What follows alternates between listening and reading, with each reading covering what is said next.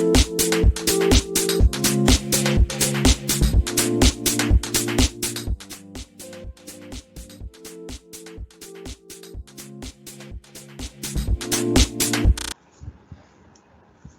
everyone. Welcome to today's webinar on exploiting Android, led by our training specialist and cybersecurity analyst, Mufaddal Taskin.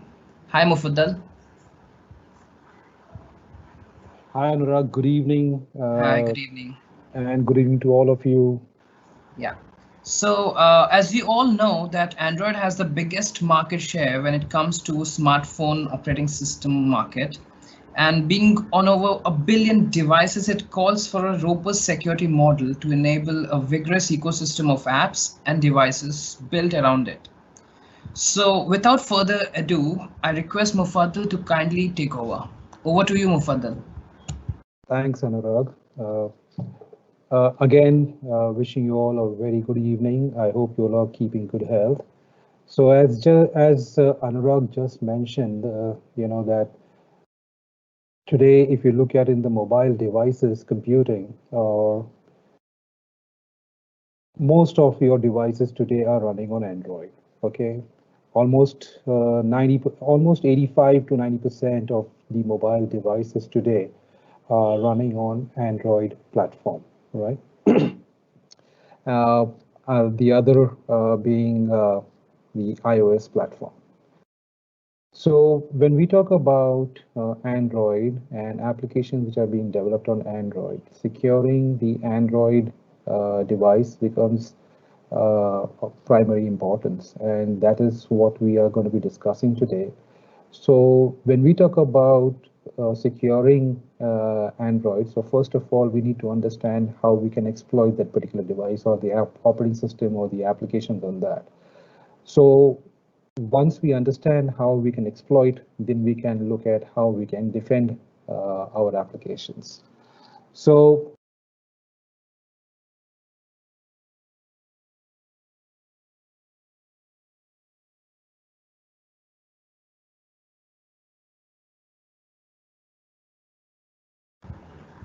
Mufaddal, I guess you're on mute here. And can you be a tad louder for the audience? okay, all right. Yeah, okay. So just a little bit about myself. I am a training specialist and a cybersecurity analyst with over about 25 years of experience in the IT sector. I've been handling a lot of in different domains for that matter.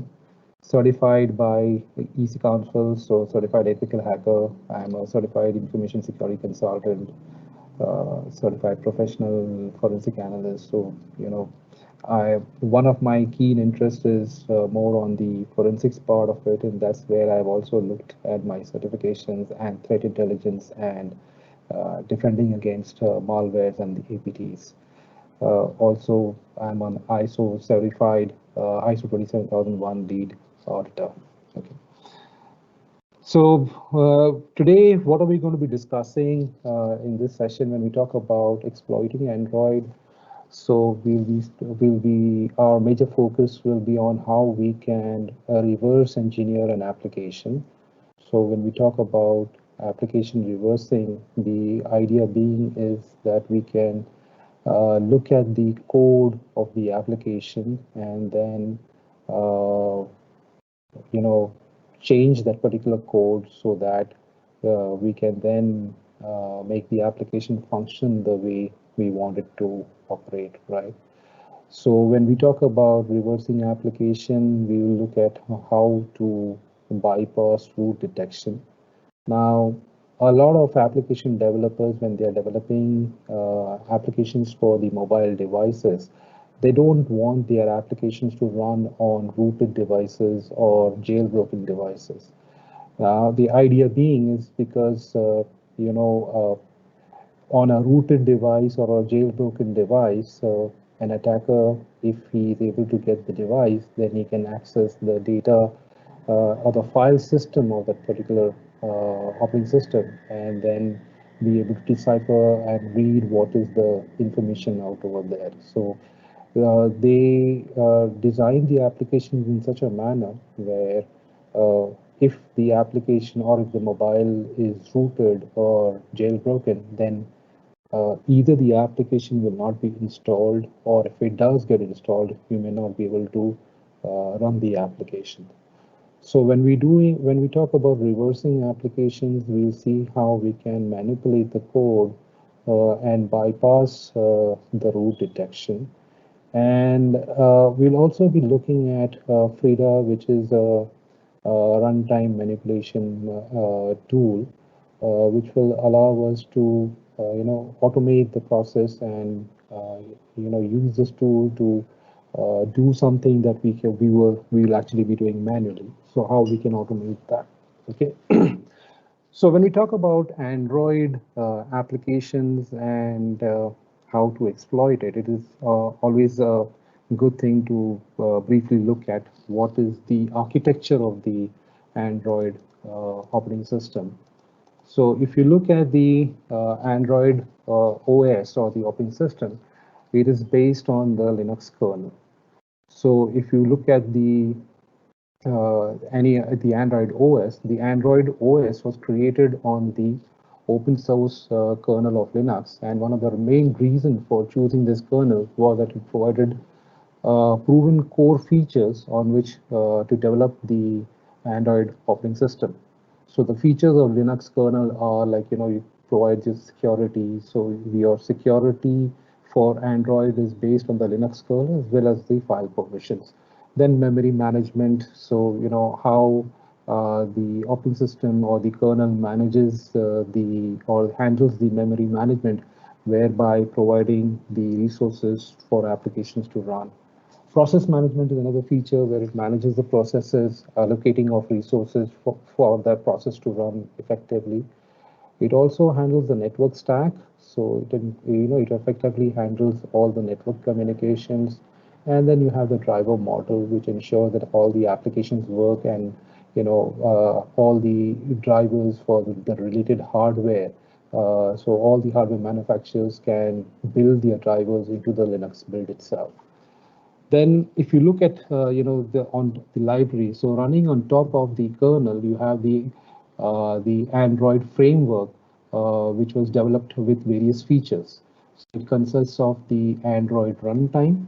The Android runtime consists of the core libraries of Java and the Android runtime, or the ART as it's also called. Okay, then you have the OpenGL library. So this is basically a cross-language, cross-platform application program interface, which is used to produce 2D and 3D computer graphics. Then you have the WebKit. So this is basically an open source web browser engine, which provides all the functionality to display web content and to simplify the loading of pages. Then you have the media frameworks, which is a set of libraries which allows you to play and record audio and video. And you have the secure socket layer, which maintains that whenever there is an internet, whenever there is the device is communicating with a backend server, so the communication happens in a secured environment. Then you have the application framework. So the application, the Android runtime, it is basically the third section of the architecture. It provides one of the key components, which is called the Dalvik virtual machine. It acts like a Java, acts like a Java virtual machine, which is designed specifically for Android. Android uses its own custom VM design to ensure that multiple instances run efficiently on a single device. So the Dalvik virtual machine, or the DVM, uses the device's underlying Linux kernel to handle the low-level functionality, including security, threading, and memory management. Then on top of the libraries and the Android runtime, you have the application framework. Now, the Android team has built on a proven set of libraries, which is built in the background.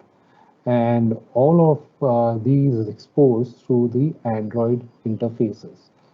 These interfaces wrap up all the various libraries and make them useful for the developer. So they don't have to build any functionality provided by the Android. Some of these include your activity manager, which manages all the activity life cycle. So everything that you do on your device, like from the icons that appear on your display screen, from the time you start clicking on the application icon, it launches the application. So like, for example, if you have the WhatsApp icon, you click on the WhatsApp, so your WhatsApp message, WhatsApp fires up, right? So that's an activity. So activity manager manages the entire activity life cycle. Then you have the telephony manager. It provides access to all the telephony services, as related to subscriber information, such as your phone numbers, your call logs, history, everything for that matter, right? Then you have the view system, which it basically builds the interface by handling all the views and layouts, right? You have the location manager, which is the device's geographical, location, yeah, or the geographic location, which most of your applications like Google Maps and all use to decide where you are located. Then you, on top of all this, at the topmost layer, you have your applications. Now, all your Android applications can be found at this topmost layer. So at the application layer, we write our applications to be installed on this layer only. So, examples like your games, your WhatsApp, Instagram, contacts, all these are your applications which are running at the application layer. Now, when you talk about Android applications, so we need to also understand a little bit about the Android applications. So Android applications are built in Java, in Android are built in Java. Nowadays, developers use frameworks like Kotlin, Xamarin, so to build a particular block of code, which can then be used simultaneously on Android as well as iOS and all the stuff. So when you talk about Java programming language, Java is both a compiled language as well as an interpreted language. So how is a Java code executed? So when you talk about a normal Java code, you have the .java file, which is your Java source code. Now what you do is that you give this Java source code to a compiler, which is your Java C. Now Java C is your Java compiler. Now Java C will compile the code, and after compilation, what will happen? This compiled code will be converted into a bytecode, which is your .class file. So in Java, your .class file is your bytecode, right? Now, this particular bytecode is then given to your interpreter, which is the Java virtual machine. Now, Java virtual machine does the interpretation. Now, when you talk about interpretation, it is like your execution, right? So your application gets executed. Now, Java Virtual Machine is actually built in the Java runtime environment. So, typically if if you're downloading some jar files, or, you're downloading any kind of Java application, it will say, gives you a Java runtime error. So basically what you're talking about is that the Java virtual machine is not, you're not able to get that. So you need to install the Java runtime environment, which has the Java virtual machine, and then your code gets executed. So similarly for Android, you get the .java file, which is given to the Java compiler, which compiles the code into a bytecode. In Android, the bytecode is called a .dex file. Now this dex file is nothing but your Dalvik executable, right?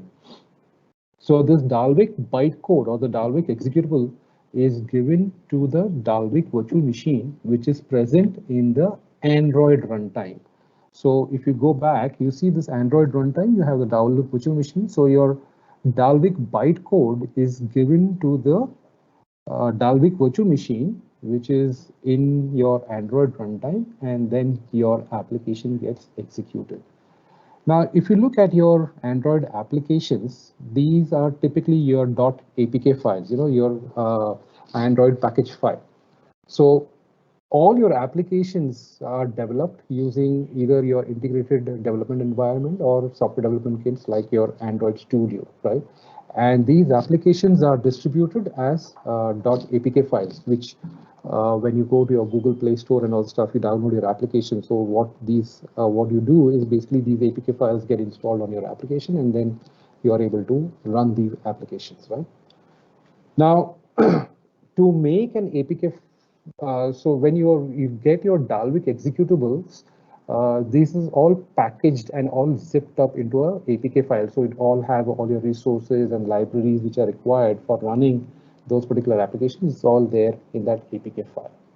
So an APK file contains your program code, which is your executable, your Dalvik executable files.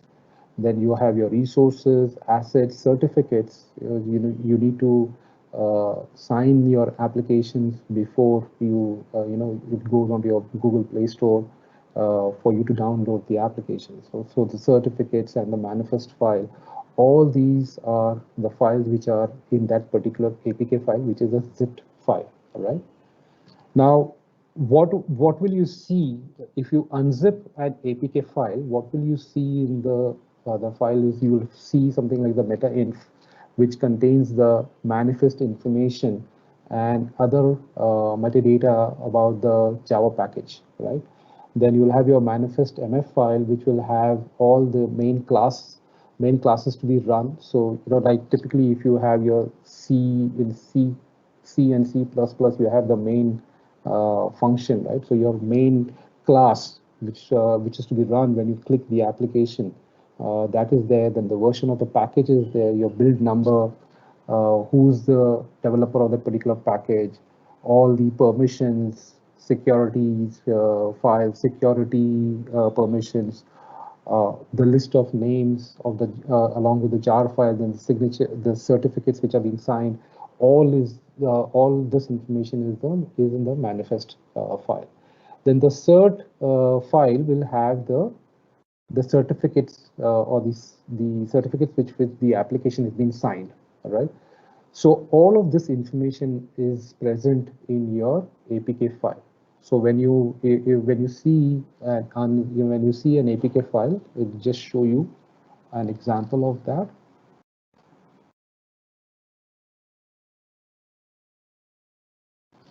So if you see out over here, I have my APK file. So if I just unzip this particular folder,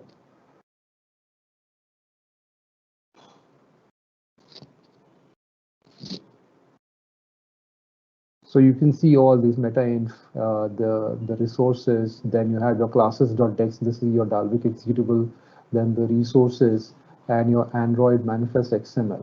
So this Android manifest XML is nothing but, it will have a list of all the activities, the components of your Android application, along with all the permissions and all of these things. So what you see is this APK file is nothing but a zipped file which has all these files in that. Okay.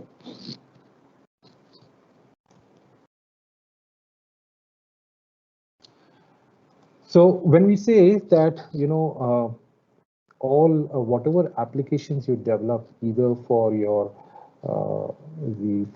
for your Android operating system, they need to be signed. Now, these can be signed by self-signed certificates, so anyone can sign this particular application. You don't need any kind of permissions for generating these certificates, and you can sign the particular application. So when you're talking about signing of the application, it actually verifies the entity who's developing that particular application. So you have to give your real world details, and it is basically you sign the applications to ensure that this particular code is coming from an authentic source, right? That is the reason why you sign the applications, right? And when you look at your Android OS, your applications, so your Android OS, these are some of the key file structures. So you have your /data/data. So all the applications data, which is the application installed by the user, the data of all those applications is stored in this folder called /data/data. All the applications which are installed by the user are stored in the folder /data/app. All the system applications, so all the applications which come by default from the Android are in the /system/app. Slash data slash system, they have a lot of files which are critical. So, you have your PIN, you secure your device with the use of a PIN or or a gesture. So you draw some patterns. So all of these particular data is stored in the slash data slash system. And then you have your slash data slash local slash temp. Now your temp folder is basically a folder where you can write data to that particular folder, right? Now, when we talked about the Android manifest XML, manifest.xml file, that's a binary file which can be converted to read whatever is there. And this particular file has all your components of your Android application. So it will have components like your activities, the services, intents, content providers, broadcast receivers. So activities, as we mentioned, everything that you do on your device, right from the time you click the app icon to launch the application, that is an activity. So it will have all the Android manifest XML will have all the components of that particular application, in also all the permissions that is required. So if you want to, if your application needs to have access to your contacts, so that's a permission which is required that will be specified in the Android manifest XML. If you need to access the internet, then that's also an app permission that will be required by the application. So all these permissions, the application components are all mentioned in the Android manifest XML. So reading this file becomes important when you are testing an Android application or exploiting any applications. It becomes critical. Now, when we talk about exploiting Android applications, so we will need certain tools. So the tools of trade that we are going to be using are Android Debug Bridge. So ADB is a tool which allows you to communicate with your device, and we'll see that. APK tool is a tool which allows you to decompile an Android application. Now, when you talk about decompiling, it breaks the code down to uh, almost like an assembly language code, which allows you to read the functions which are being called, and also if you want, when we want to manipulate, we can also manipulate that. So Dex2Jar is basically a tool which converts your bytecode to jar files, which allows you to read read those files. JDGUI and JADEX are basically tools which allows you to read those jar files. Okay. Drozer is a tool which is used for it's like an is an attack framework. APK Signer is a tool which allows you to sign applications. So whenever we do any kind of manipulation, something like that, we'll need to sign the application. So we'll be doing that with APK Signer. Now, Frida is a dynamic runtime manipulation toolkit. We will be discussing that in greater detail. And AppNox is an automated tool for testing Android applications. As we mentioned about ADB, Android Debug Bridge is basically a command line tool which lets you communicate with your Android device. Okay. It has several commands, so you can do a lot of things with Android. When you talk about communicating, you can get the shell of the Android device. You can push files, you can pull files. You can also run the logcat feature to actually view the device logs out over there. You can use ADB to install applications. At the same time, you can use it for uninstalling applications. As we mentioned, APK tool is a tool which allows you to disassemble your Dalvik bytecode or your DEX file into Shmali. Now, the Shmali is basically like an assembly code. It is in between the assembly code and your top level code. So when you talk about Java, It's a high-level programming language, so it's a high-level code. But your device runs on assembly code, right? The machine code, zeros and ones. So Shmali is in between the assembly language as well as the high-level language. Okay. You mentioned about Dex2Jar, JADX, and JDGUI. So Dex2Jar basically converts the Dalvik bytecode into jar files, which we can read with JDGUI and JADX.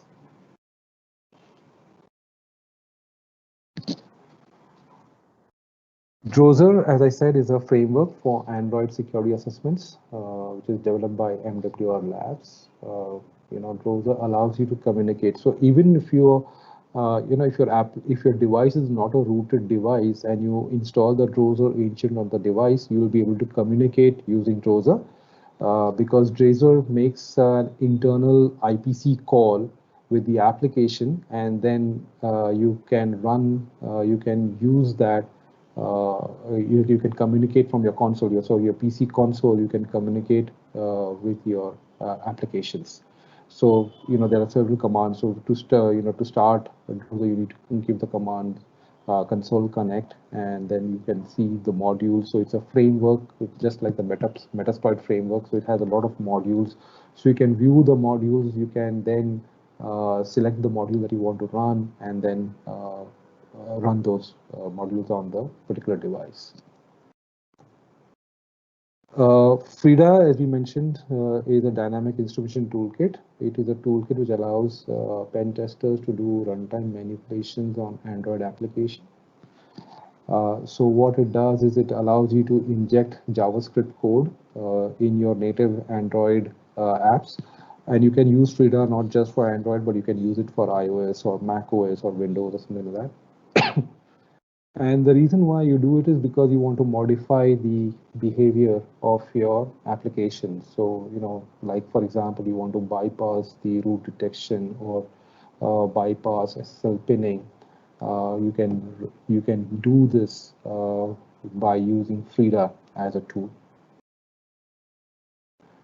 Now, for installing Frida, you need to install Frida on your computer as well as on your device. So for running Frida and installing Frida on your computer, you will need to have Python version 2.7 and above onto your computer.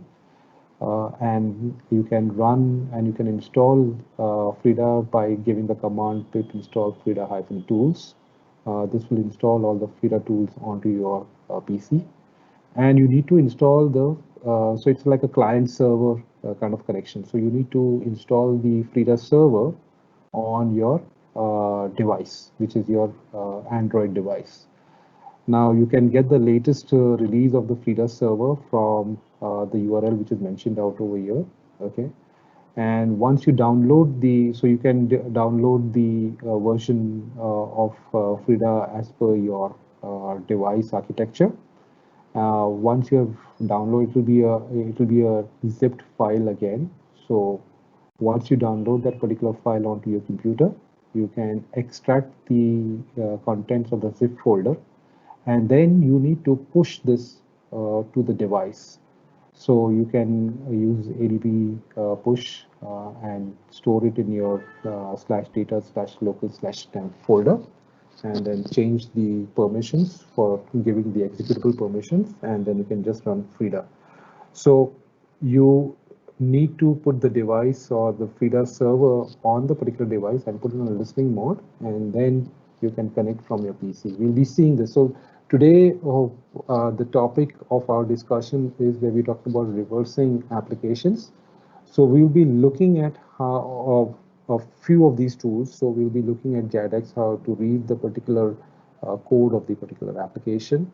And then we'll see how we can manipulate it, how we can rebuild the particular application, and then install it and see whether we have been able to change the behavior of the application. So that is what our tool is going to be, and we're going to be using these tools. So we'll be using JADX, we'll be using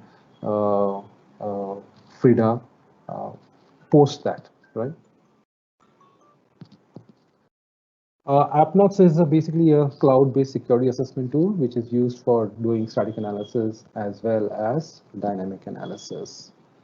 Now, when you talk about reverse engineering, so what do you mean by reverse engineering? Here we are talking about downloading the application from the App Store and analyzing the binary code to determine what are the functions which are the application is calling, and then try to change that particular code and understand what the application is doing for that matter. So without much ado, let's move into the practical part of it. Okay. So I have my Android device out over here. I'm using an emulated device. Now, this emulated device will function like a full-fledged mobile device for that matter. Okay.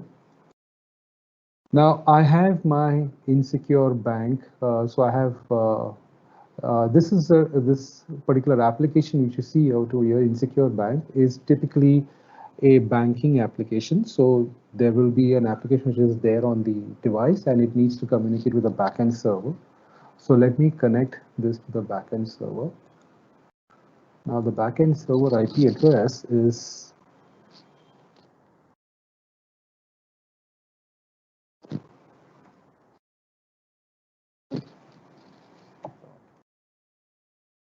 the server port is 8888. Submit. So I have my user, which is Dinesh, and I'll just give the password.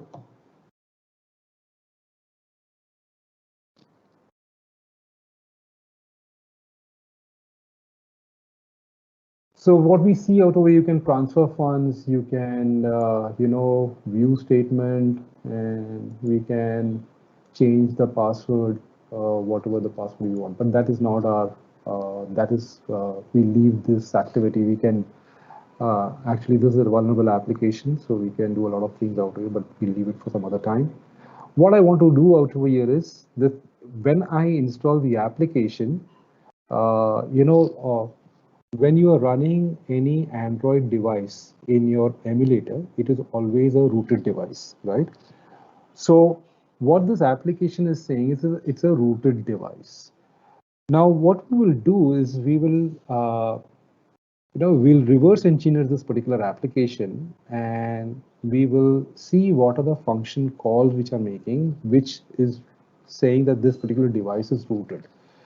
And by analyzing the calls, we'll see if we can manipulate the calls in such a manner that when we run this application, it should say that this particular device is not rooted, or it should be saying that this is, the root detection is bypassed. Now, when you talk about root detection, so as I said, application developers build in this root detection so that attackers cannot access the file system or tamper with the data or do anything malicious with the particular application. Your application may not run also on the device. So the idea is that we want to bypass this root detection. So for doing that, I will just go down and navigate to the particular folder where this particular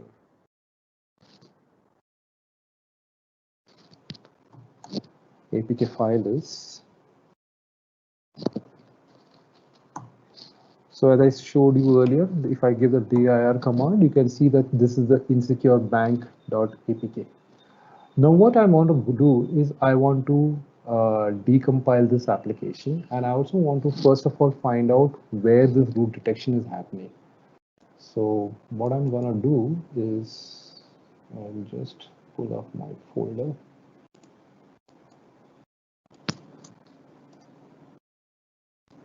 So this is my folder where I do this, and this is my JADX GUI. So let me just drag and drop this particular application APK file into JADX. Okay.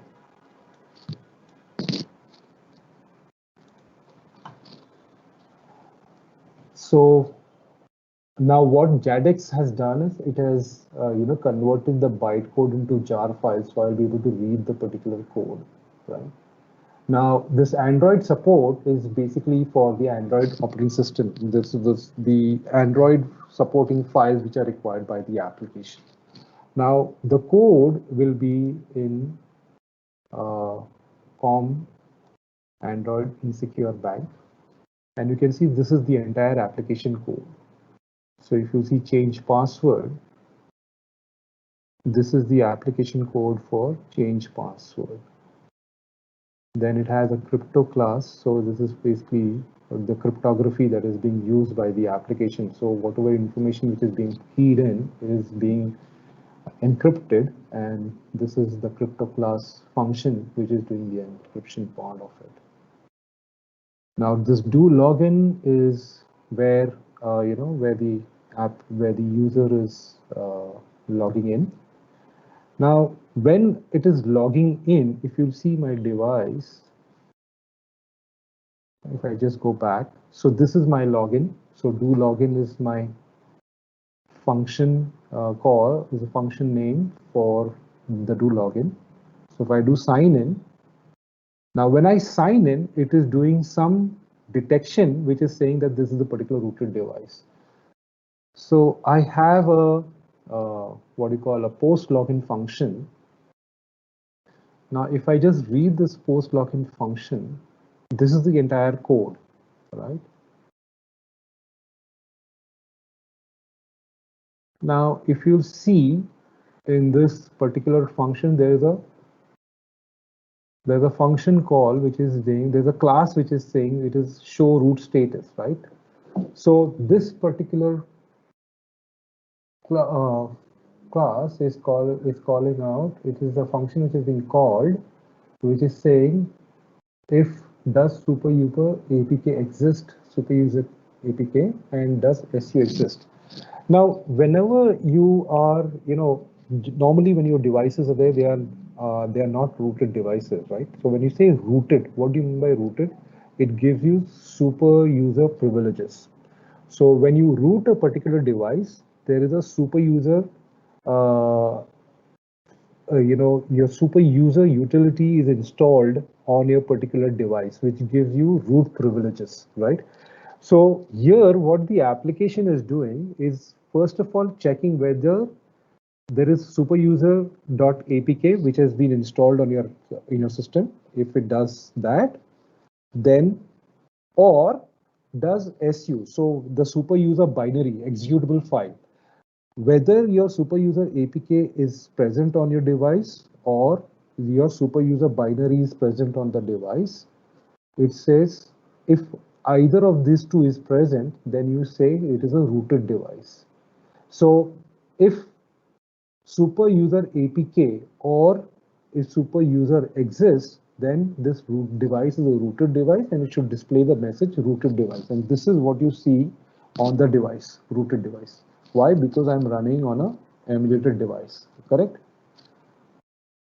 So this is your function call where does su exist, and this is your function call for does superuser APK exist, right? So first it will check whether it is superuser APK is present. If it is present, it is a rooted device. Or if superuser APK is not present, then it will check for does SU exist. If the SU binary is present, then again it is a rooted device. If both these two are not present, then it will say device is not rooted. So this particular function call is what show root status. Okay. Now what we will do is we will use APK tool. Now, APK tool can be used to decompile an application and also recompile the application. So to decompile the application, you can just give the switch D and say insecure bank.apk.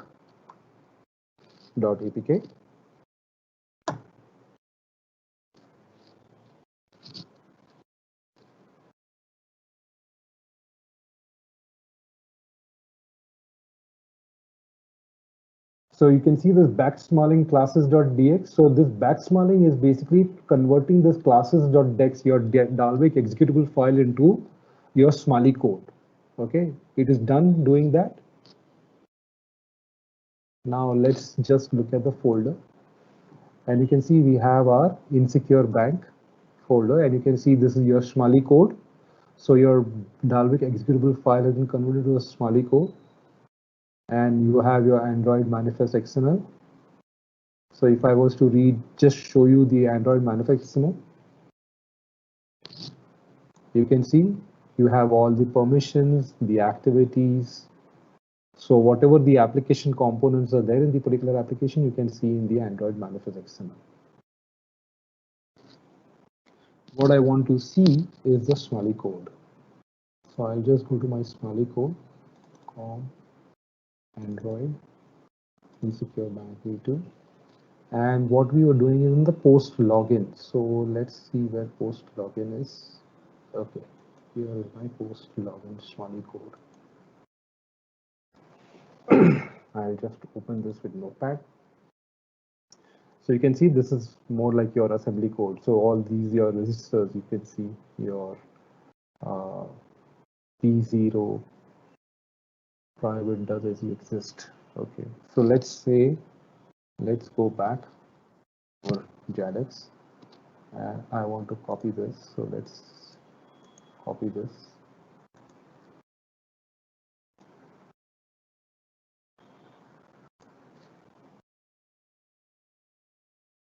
And let's find this. Okay, show root status is there. Find next. Okay. So you can see this is a function call, which is show root status. And here you can see this v2, that is your register, which is having your value system super apku super user.apk. So it's calling for the particular function, and it is checking whether that particular super user APK exists, and it is putting it in your register, which is v2. Okay, and then you can see below auto you have does su exist. Okay, so if not equals v2 condition 0, if I was just to see what is condition 0,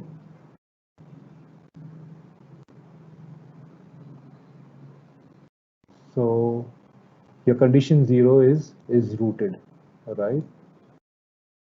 And when super does su exist, so whatever is the if equals v2 condition 1, if you just look at condition 1, where is condition 1?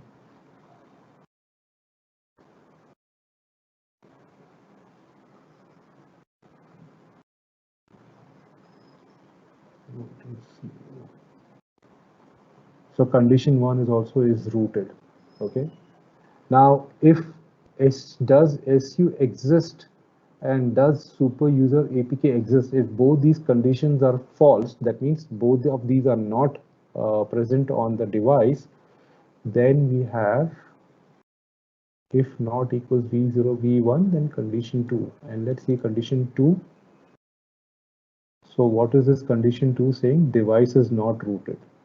Okay, device is not rooted. So condition 2, so if super user APK is not present and SU is not existing, then we need to go to condition 2, where it says the device is not rooted. However, if super user APK exists and SU, so if super user APK is present or SU is present, then this condition is 0, and condition 1 goes back to condition 0, which is rooted, right? Now what we are doing is that we want to, in spite of this device being rooted, we want to bypass this root detection. So what we want is, even though if super user APK exists or SU exists, I want to go to this condition 2, which is the device is not rooted, right? This is the condition where I want to go, even if my device is rooted. So what I will do is I will just change this particular, manipulate these conditions, and I'll say instead of going to condition 0, I'm going to say you go to condition 2. Even if super user APK exists, go to condition 2, which is device is not rooted. Or even if SU exists, I want to go to condition 2. So what I'm saying over here is whatever be the condition, whether super user APK is present or SU exists is present, I want to reach a condition where the device will come and say it is not rooted, right? So this is what I have done out over here.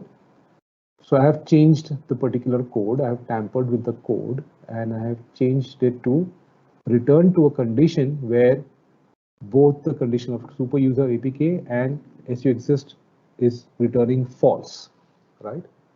Now I'll just save this particular code after manipulating, changing the parameters.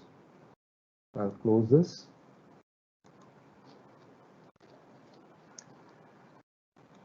Now that I have changed the code, what I need to do is I need to rebuild this application, right? I have to rebuild this particular application. So I'm going to use APK tool, and to rebuild the particular application, I'll give the switch B, and I'm just going to say insecure bank, the entire folder. I'm going to just hit enter. Now what it will do is earlier it was backsmalling to Smalley code. Now it will go and change the entire broken the code and compile it into a DEX, your Dalvik executable file. So you can see the Smalley folder into classes.dex. So it is converting that Smalley code into a DEX Dalvik executable file.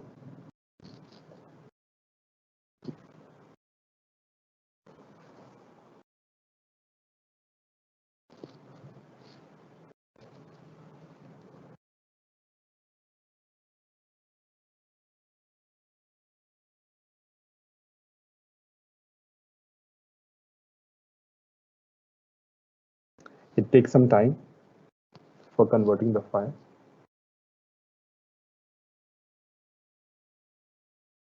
Rather compiling the DEX code.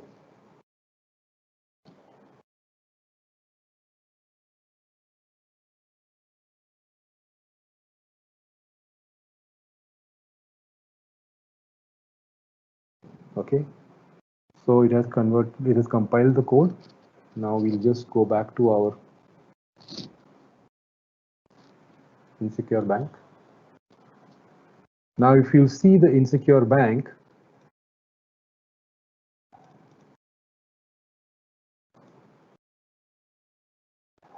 you see earlier we had the build, original, res and Smalley code. Now you have a new folder which is called the dist folder.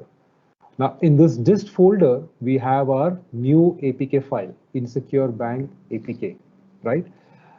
If I was to install this APK file on my device, it will not get installed. It will say there'll be an error. Why? Because I have not signed this particular application.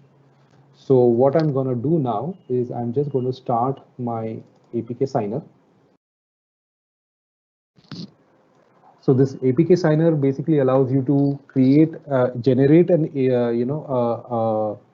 a key, a certificate key, which will with which we'll sign the application and then install the application on the device. So first let's generate the key. So I'll just give a password. Just giving the password as Android, just for simplicity's sake. Giving an alias. So I'm giving a name for this particular certificate, and I'm going to give it as Android itself. So validity in years, so this certificate will be valid for 25 years, so let it be valid.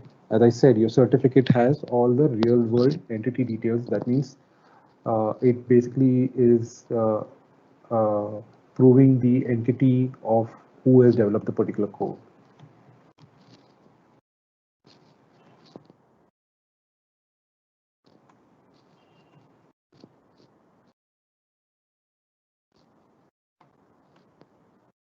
I'll just save this particular file certificate on my desktop by just giving it a name. Let's say I give the name of the certificate.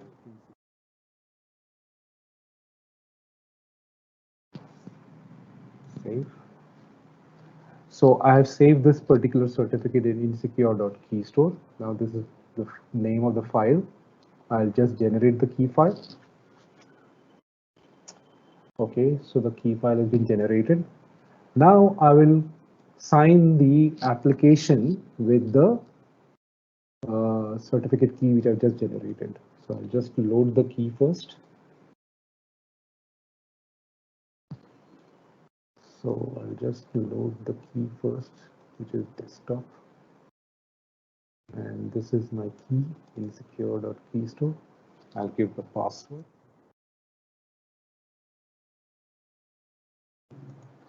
Give the alias. And now I want to load the target file. So the application which I want to sign. Now the application which I want to sign is in my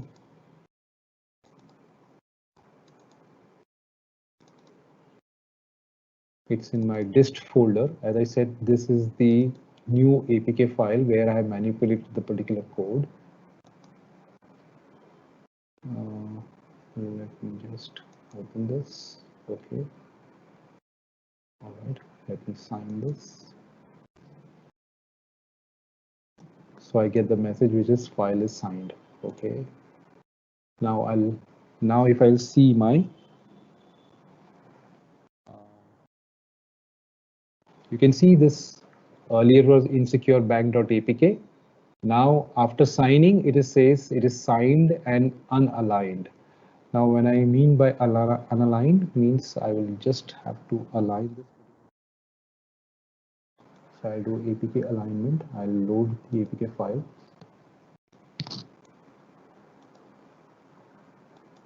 Okay, and so as I see the alignment is done, output file is insecure bank is signed and aligned APK.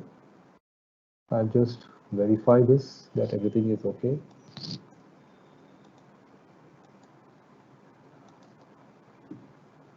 So verification is successful.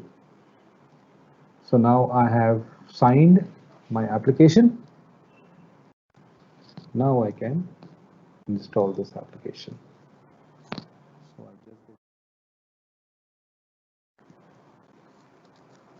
So in my command prompt, I will go to the location where my new APK file is.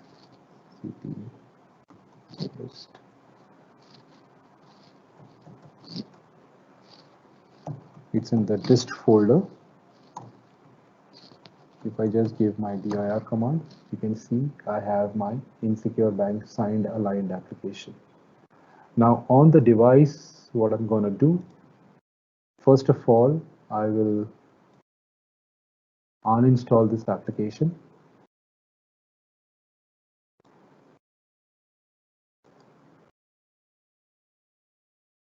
Okay.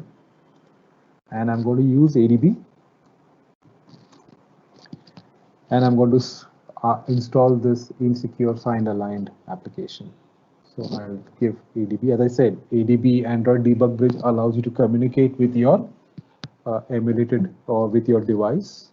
So, and I can use it to push files. I can use it to pull files. I can use it for installing applications. So I will just use ADB install. And I'll just give the application which I want to install, which is signed aligned APK.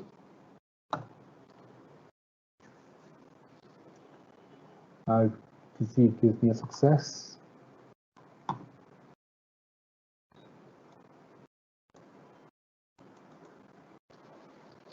So now I'll log into the particular application. Again, this backend server IP, I'll just give it out over here.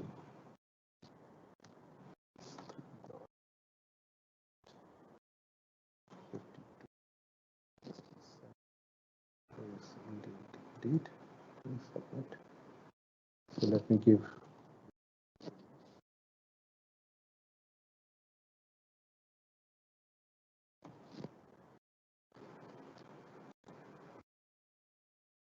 you can see device is not rooted. So by changing the, by reversing the application, reading the functionality of the particular code, uh, and then manipulating the particular code to return, the false condition, I have bypassed the root detection of the particular application, right? So that's how you can reverse engineer an application. When we look at the PPT, let's just go back.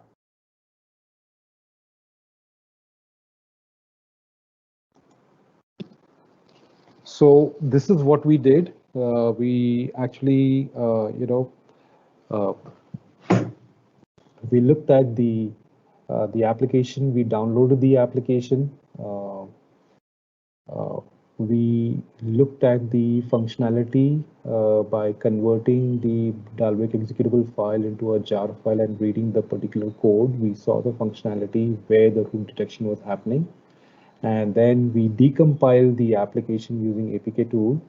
And by reading the actual code, we manipulated some of the parameters where the root detection functions were being called, and we returned the condition as false condition for both whether the super user APK exists was present or the SU exists was present. We wanted both those conditions to come to false so that it goes to a condition where it says that device is not rooted. Okay. So, if so, what is the vulnerability out over here? Okay, if you look at your code, now all these function calls are actually visible to the user, and he understands how your application is functioning. Uh, Now, when he sees all the function calls and the code which is being executed, then he can understand the logic of your application, and then by reversing the application, he was able to manipulate and change the functionality or the behavior of your application itself. So what do you do is what you need to do. So if you want to prevent your application from being reverse engineered, or an attacker is not able to read the function calls, what you need to do is you need to obfuscate your code.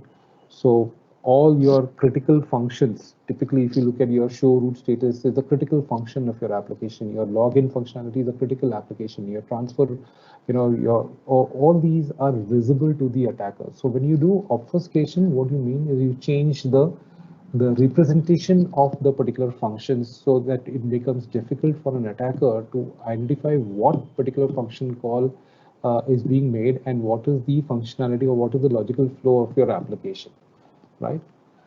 So there are many free and commercial grade obfuscators, like you have ProGuard, which is a tool which can be used to obfuscate your code.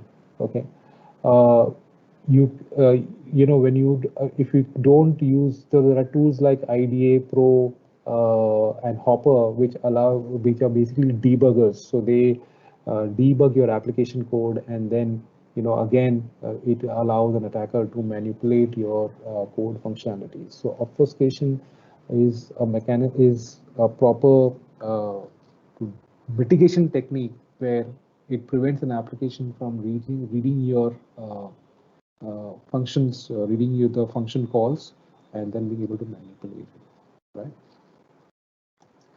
Code tampering is again a vulnerability where, again, as you said, we modified the code. Now, an attacker could actually take your APK file and then probably be able to put in some malware, inject a particular malware into your APK file, into your package, and if a victim is supposed, if a victim uh, downloads that particular tampered code, then uh, it could lead to a particular device being owned by the attacker itself. All right. So Now, what we did in the activity over here, where we did the manual, so this was the manual tampering and changing the behavior of the application. So we'll see what Frida is and how we can actually use Frida to probably, bypass the same activity. So whatever activity which we did out over here, we will do that by using Frida, which is your dynamic runtime manipulation toolkit. Now, Frida generally doesn't run on older versions of Android. So what I will do is I'll start uh, another device.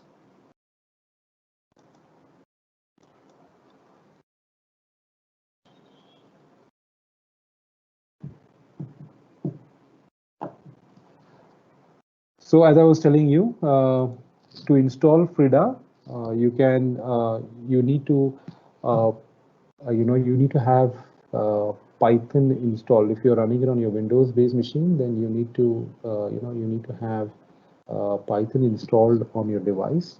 And after that, you just give the command pip install Frida-tools. So sorry, I already have Frida installed on my system, so I'm not going to hit enter. But and I have put in my environment variable, I have configured Python to Python, so I can then run the pip command from anywhere where I am.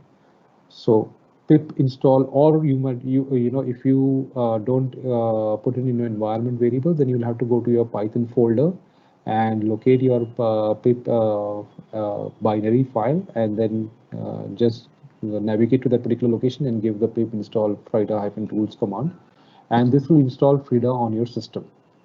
Now, when you when you have your once you have installed the Frida on your system, you also need to install it on your device. So as I mentioned earlier, the steps for doing it is you can download the Frida server from the GitHub repository, extract the contents, and push it to your file over here. So I have my Frida server. Let me just see where my Frida server is.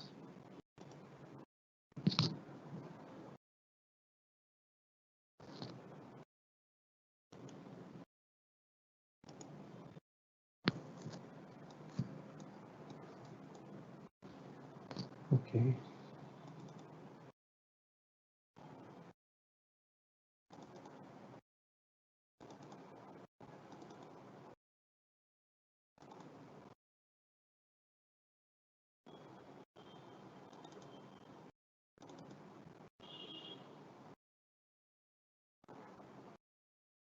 Yeah, so you can see this Frida server is there, which I have taken as x86. So this, what I need to do is I need to push this to the device.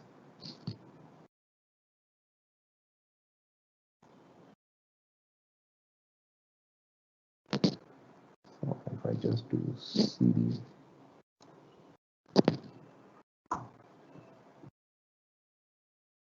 okay, and if I'll have to give the command adb push Frida server. Okay, and I'll give the location of the device uh, as slash data slash local slash temp. Okay, once I hit enter, this particular file will be pushed to my device, and after that, what I will do is I'll just navigate.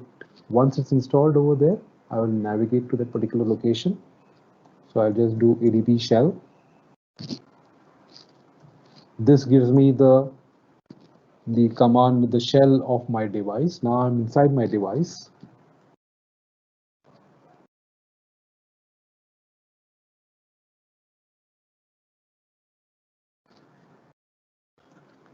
Now I'm inside my device. So if I go down to cd slash data/local/temp, and if I do ls-l, you can see I have just renamed the Frida, that big name, to just Frida-server, and I have given the permissions for execution. So I've changed the execution, the permissions of the particular Frida server.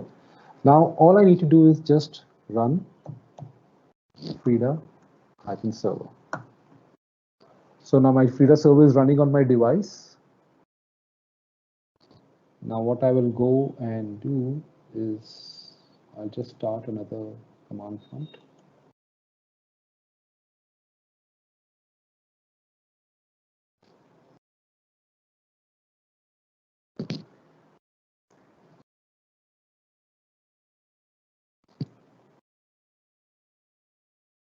Now to check whether your your Frida installation is working properly, you can just give the command uh, Frida hyphen version.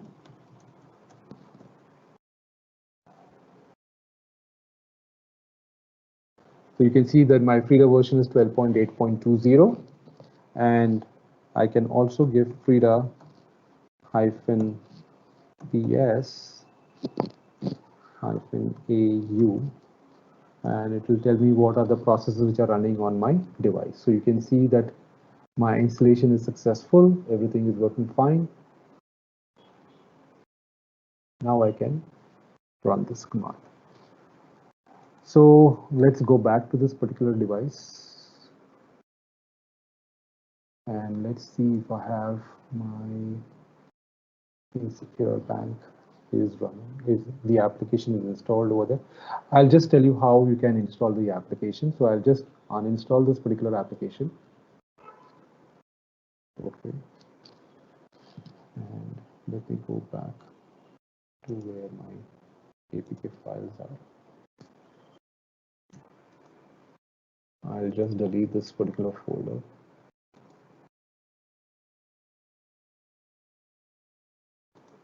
Okay.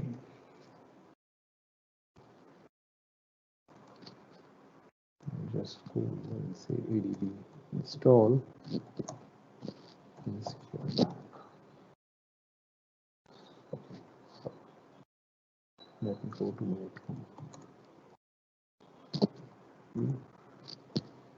and I'll do ADB install Insecure Bank APK, and that's a success. So you can see my Insecure Bank is installed. Now let me just open this application. And let me just change the backend server.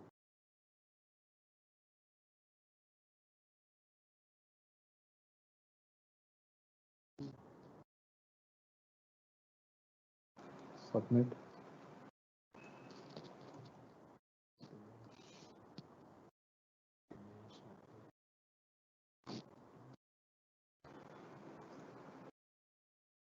So this is saying it's a rooted device. Okay.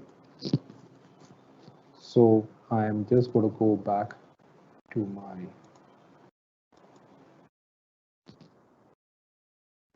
so now that I have got Frida running, I'll just go and navigate to my application.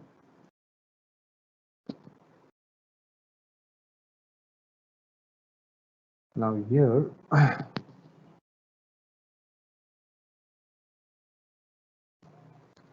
I'm going to give my so Frida is allowing you to inject scripts, right? So let me just tell you, let me just show you what script I'm going to run. So this is a root detection bypass script, which I have with me, which is going to just check the SU exist and super user APK exist implementation. It is going to return false to both of these conditions. That's the simple script which I have got. and I'm going to run this script with Frida.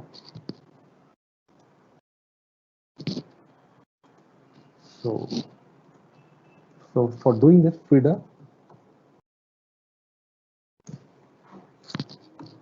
now, so I need to first specify the interface. My emulated device is always running with a USB interface. So I'm just going to specify -u for the USB interface. And for running the script, I will specify it with -l, and I'll give the script name. In this case, the script name is, this is a script which I'm going to run, Frida-root detection bypass. So this is the script which I'm going to run over here. So Frida-root detection bypass.js. And now I have to give the application against which I'm going to run. So I've got to hook the application. Now hooking the application with an -f, and the application is com.android.insecurebank v2. Okay, and I'm just going to give the switch safe -no -false, and let's have the device, and let us see. So as I said, runtime manipulation means I'm making the manipulations at the runtime. So the application is running, and at the runtime, I'm going to change the functionality of the application with the help of Frida. I'll hit enter. Sorry, let me go back. Let me hit enter.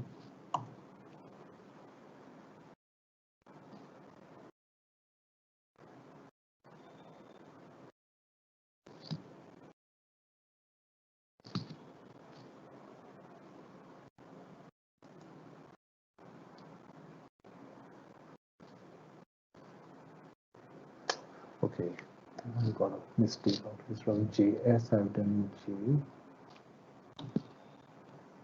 Okay, let's hit enter.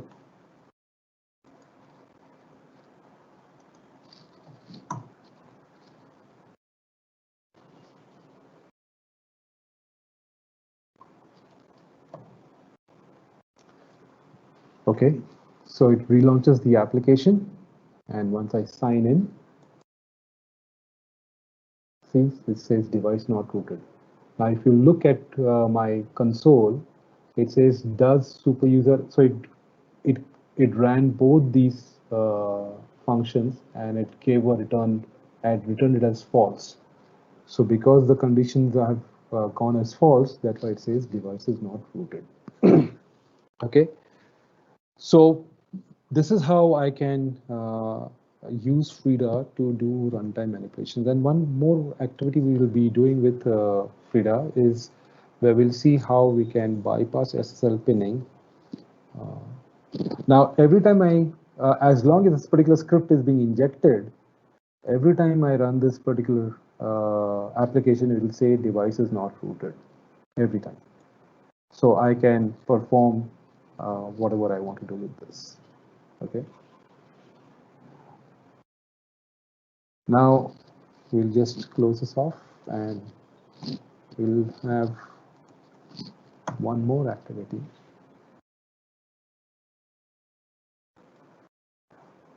So SSL pinning, developers use SSL pinning basically to prevent any request being intercepted by a proxy. Now, when you're doing pen testing, when you're doing application pen testing, you often use Burp Suite or some proxies, OAuth proxy or something like that, where what it does is it allows you to intercept the request which is coming from the client, and that you can read that particular request, and then you can manipulate certain parameters and then play it back to the server, right? So in your mobile applications, developers use SSL pinning. So the way the proxy works is basically it sets up a connection between it sets up two connections. One is the proxy sets up connection with the client, and the other is the proxy sets up a connection with the server. Now, to secure your communication, your application will install a certificate in your client. And what happens is that that particular request is then, your data is transmitted over a secure channel in an encrypted tunnel. Now, what does the proxy do is basically, it sets up two connections, right? So it sets up a connection with the client, and it sets up a connection with your proxy, with your backend application. So when I do a certificate pinning, it checks the authenticity of the particular request. So when the request is being captured, it checks the particular certificate. And when I pin a particular certificate to the application, the proxy will not be able to intercept that request because the proxy itself has its own certificate. It attaches its own certificate when it plays back to the server. So the certificate mismatch is there, and as a result of which your request doesn't get captured. So I have a particular example out over here. So let me start up my proxy first. I have my proxy which is running. So I have my burp suite, which is my proxy. And let me just set up my proxy connections. So I'll edit and add up the different proxies. Let me accept it on all the interfaces. Okay. Yes. So I've set up my proxy. Now I will also set up my proxy in my device. And I can do that by just holding on to the Wi-Fi button for a little while. And then again, let me just click on Android Wi-Fi. So go to the advanced options, and I can set up my proxy. First of all, let me set up the proxy to manual. Okay, now let me go to my system.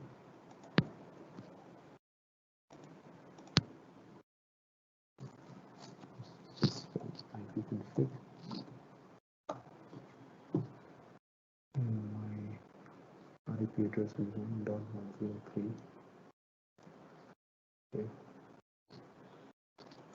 So I will give my IP address as 1.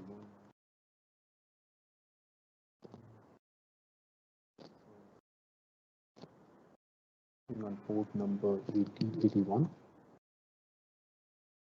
Save. Now I have a particular example how to use which is SSL pinning. Let's minimize this. Proxy interception is on. Okay. So let me start my.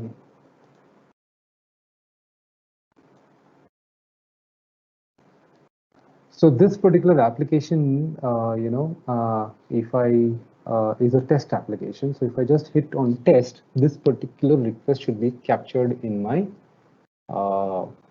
burp suite, right? So if I click over here right now,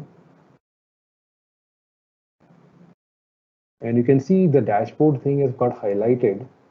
And if I look at my error,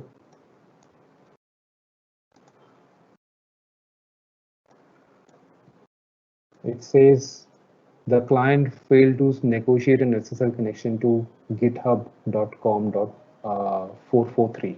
All right. So it seems like there's some form of a SSL pinning is happening. Now what we'll do is we will use Frida to bypass this SSL pinning, and then we'll check if that particular request can be captured. So I have a SSL pinning bypass script with me, and I'm going to run this on my So again,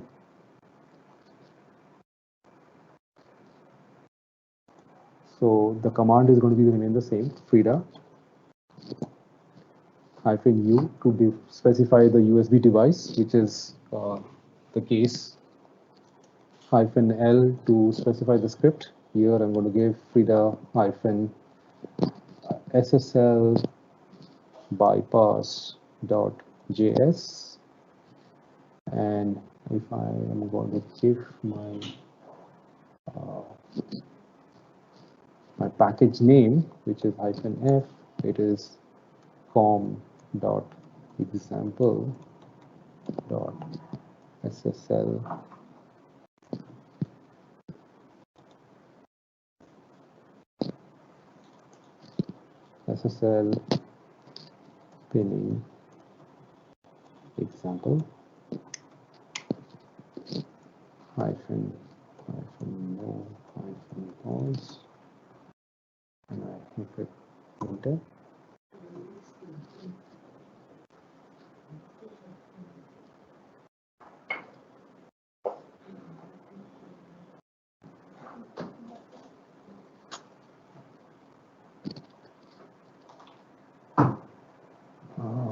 Package name doesn't have any space. So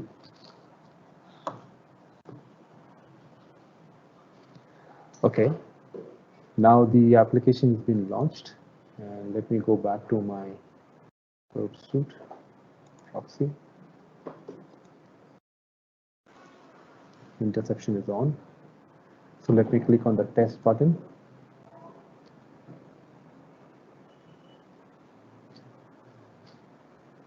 And you can see that my request has been captured, right? Get HTTP, which we saw earlier in the dashboard, that the client failed to connect to github.com. Now in the proxy, you can see that we have been able to capture the request in Burst. So again, by using Frida, I have been, and by running these scripts, I have been able to bypass the SSL pinning, which was implemented by the application developer. So now as long as this particular script is running, I will be able to capture every particular request and manipulate that request and play it back to the server, and I should keep on getting my results. Okay. So that is how we can, SSL pinning is basically a security measure where developers prevent your application request being intercepted. But by using Frida again, I can do it dynamically. Otherwise, I have to, decompile the application and then again look at the particular code and then be able to, delete that particular code or manipulate the code and then go about doing it. So Frida makes life that much more easier. Right?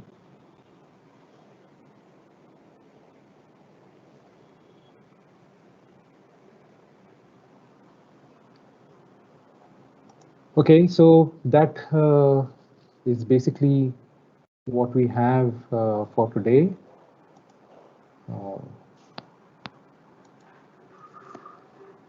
So if there are any questions, please do let me know. I'll be able to answer them.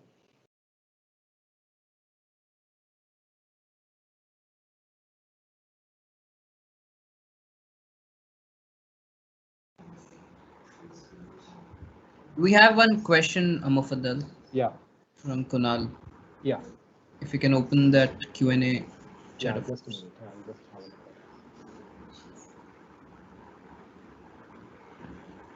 Yeah, these are basically insecure bank. The examples that we've used are to SSL pinning, there are a lot of other applications that we have out over here, which you can see. So all these examples are basically for your testing purpose itself. These are for exploitation. And what you do with these, what you do with them is what you would do in your real world applications too. I hope I'm able to answer that question.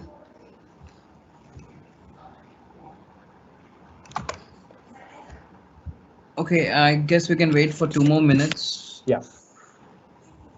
Okay.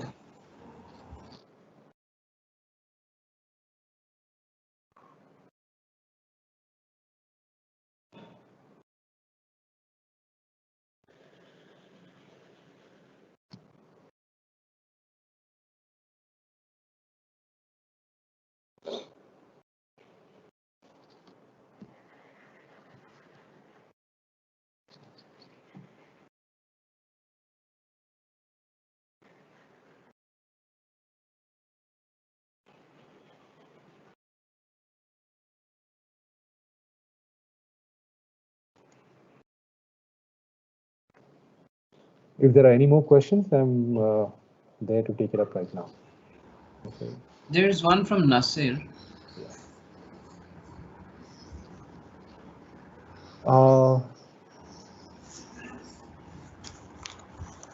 Yeah, okay. So thanks, Nasir. Yeah, sometime in the future, we will be looking at iOS also. We'll keep you updated and posted on that. On the lower, see, I have done on two versions of Android. I have taken Android version 9 as well as I've taken an older version of Android. But yes, you can do all these exploitations on the latest versions also.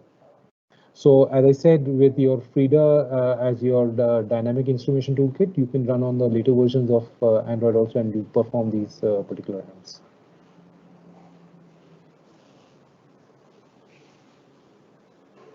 In my simulated environment, I have the highest version I had in version 9. That's why I've taken the highest version.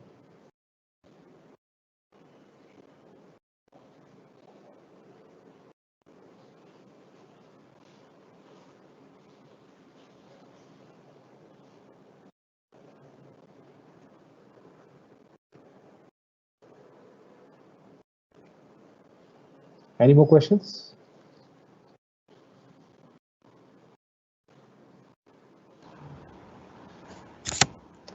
So how can we hack Android phone? Now, what do you mean by hacking? And so I'm not able to understand. Right now we've just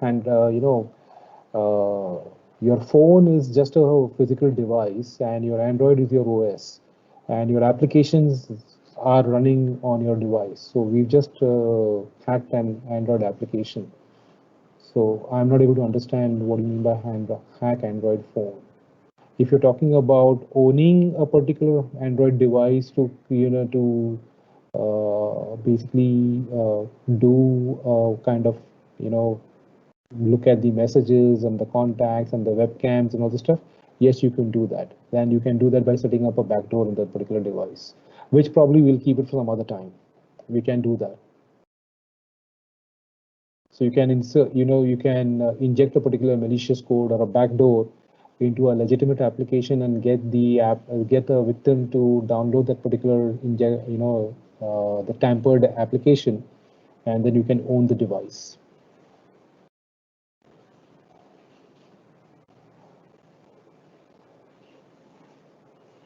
Veer, I hope I've been able to answer your question.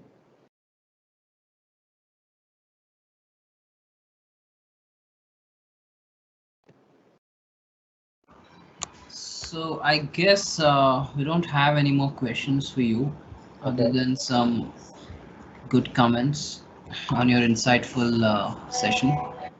Okay, thank you so much. Okay, one question has come here.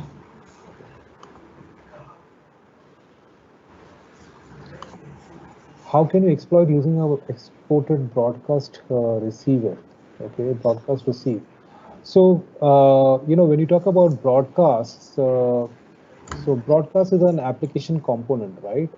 So typically it's like your notifications that you can do, it's like your notifications. So you can trigger some kind of an activity or some kind of an event or something to be launched when that particular broadcast is received. Like for example, if you are coming into a Wi-Fi zone and you get a notification that you have just entered the Wi-Fi zone, and on that particular notification, some activities can be triggered. So they can do that. You can hack it on that way. Thank you so much. And thank you all for joining up. Okay. Thank you, everyone. Thanks. Thank you. Bye-bye.